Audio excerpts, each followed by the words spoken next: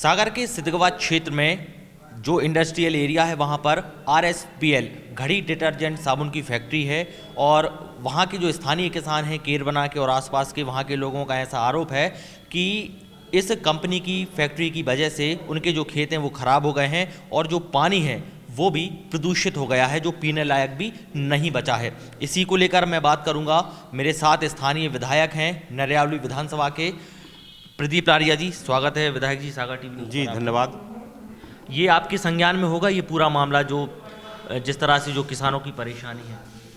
देखिए, वहाँ पर ये बात सही है, कुछ किसानों का विषय आपके चैनल के माध्यम से भी और अन्य माध्यम से आया है। मैंने बीच में विधानसभा भी लगाई थी, लेकिन विधानसभा ज़्यादा नहीं चल पाई, इसलिए वो डिस्कशन नहीं हो पाया है।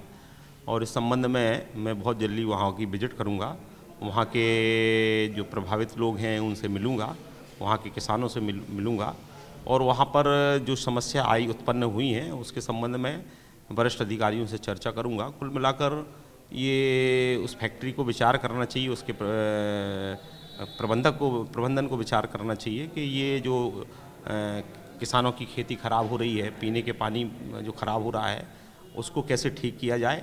नहीं तो कुल मिलाकर वहाँ के जो रहवासी उनके साथ लेकर मैं अधिकारियों से इस संदर्भ में चर्चा करूँगा।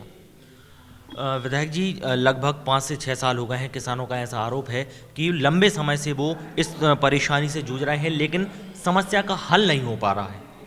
देखिए, मैंने तो विधानसभा में लगाया, मैंने पहले ही कहा, लेकिन आप जानते हैं कि कोविड के लगभग 2 साल से विधानसभा का उतनी चल नहीं पा रही है, इसलिए डिस्कशन नहीं हो पा रहा है। लेकिन वहाँ के लोग यदि मेरे पास आएंगे तो मैं, और वो नहीं आएंगे तो मैं खुद बहुत जल्दी वहाँ पर जाऊँगा और उनकी जो समस्या है उस समस्या के संबंध में घड़ी फैक्ट्री के प्रशासन से जो भी प्रबंधन है उससे चर्चा करूंगा और अधिकारियों से भी चर्चा करूंगा। कुल मिलाकर ये विषय आया तो थोड़ा सा गांव के लोगों को भी बाहर निकल कर आना चाहिए और अधिकारियों से और हमारे तक बात यदि आएगी तो हम, वैसे मैंने तय कर लिया कि मैं बहुत जल्दी वहाँ पर जाऊँगा। विधायक जी, वो उनका ऐसा कहना है कि हमें भी उन्होंने शिकायतें दी थी, कई शिकायतें वो कर चुके, ढेर सारी दर्जनों, लेकिन बात वही आ जाती है कि कोई ना तो वहाँ पर पहुँचा है और ना अभी तक कोई ऐसी कार्रवाई की गई है।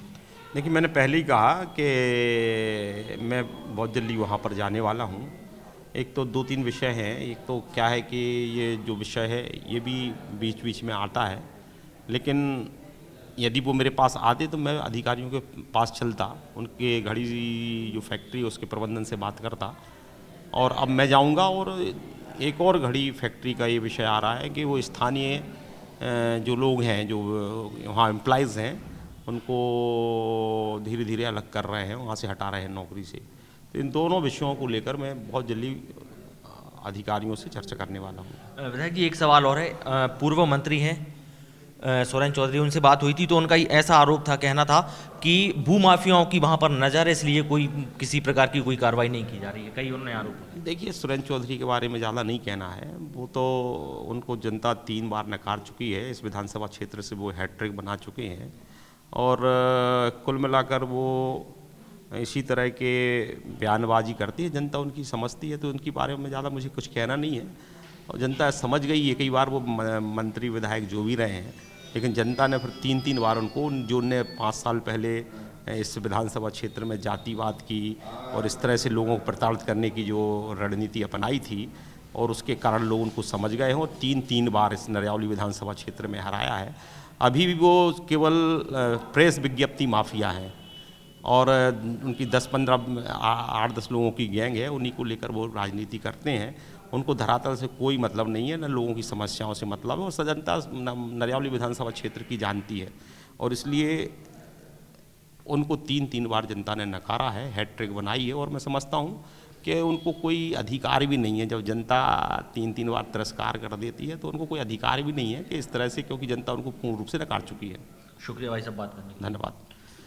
भारतीय जनता पार्टी के विधायक हैं प्रदीप लारिया नरियावली विधानसभा क्षेत्र से। उनका ऐसा कहना है कि मामला संज्ञान में आया है, अब वो बहुत जल्द वहां पर जाएंगे और स्थानीय लोगों से बात करेंगे। इसके अलावा जो घड़ी RSPL फैक्ट्री है उन संबंधित अधिकारियों से भी बात करेंगे और जो किसानों की समस्या है उसका निराकरण करने की वो कोशिश करेंगे, ऐसा उन्होंने कहा है। तमाम खबरों के लिए आप बने रहिए सागर टीवी न्यूज़ के साथ। शुक्रिया।